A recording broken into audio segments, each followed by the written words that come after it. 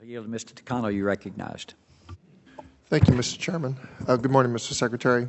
I'm concerned about the proposal to terminate individual unemployability benefits at age 62 for veterans eligible for Social Security. Now, most of the savings in this budget come from this proposal, which is $3.2 billion in 2018 and $17.9 billion over 5 years. Now, if a veteran was provided this benefit because of an inability to maintain gainful employment, particularly at an early age, he or she wouldn't have been able to pay into Social Security or put savings into a 401k or other retirement savings account. If you end the IU payments at age 62 for veterans like this, don't you risk plunging them into poverty when you shut off the IU payments? How are we going to deal with this? We're very sensitive to this issue. We have a system where we will add to our mandatory program for veterans benefits over $6 billion next year alone.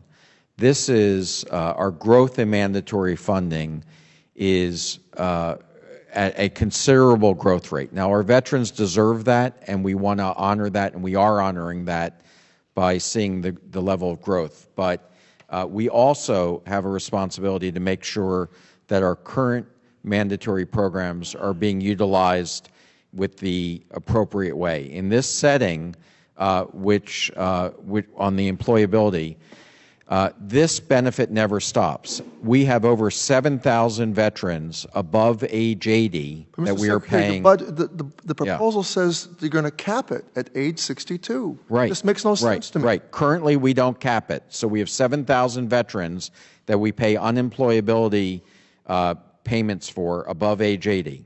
And so the 62 is when veterans start getting access to their other benefits like Social Security.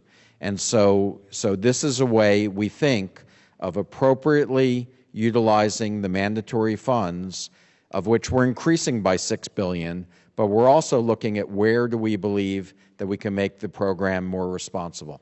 Okay, I want to read you an excerpt from some of the responses from the VSOs over mandatory spending that you propose for the choice program.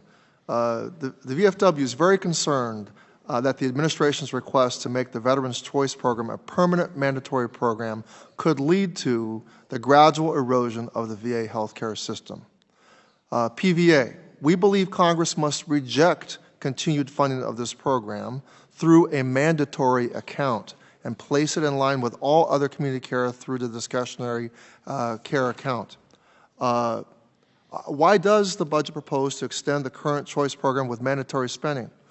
Was this due to the discretionary caps, or does the VA eventually intend to fund all VA medical care and services with mandatory appropriations? What's the rationale here? Well, we're seeking to run the community care programs as a single program.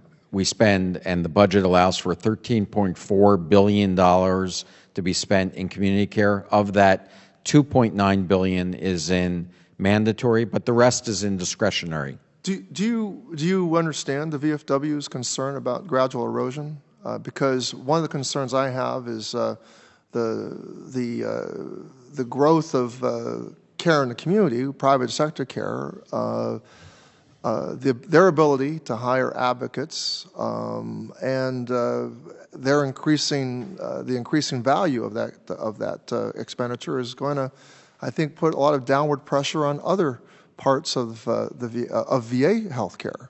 And I think that's what they're getting at through. Are you concerned about this at all? Well, of course we're concerned about it. I'm always concerned about unintended consequences, and that is not our intent to see that happen.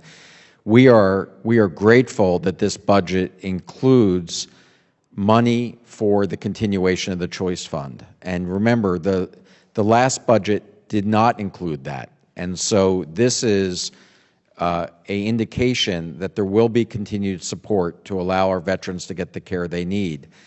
It was split between mandatory and discretionary, but that is something that we believe that we can manage those unintended consequences to make sure that their concerns don't happen. Well, we'll obviously pursue this in the months to come, but I appreciate your responses. Thank you. Thank you, gentlemen, for yielding, Mr. Rutherford.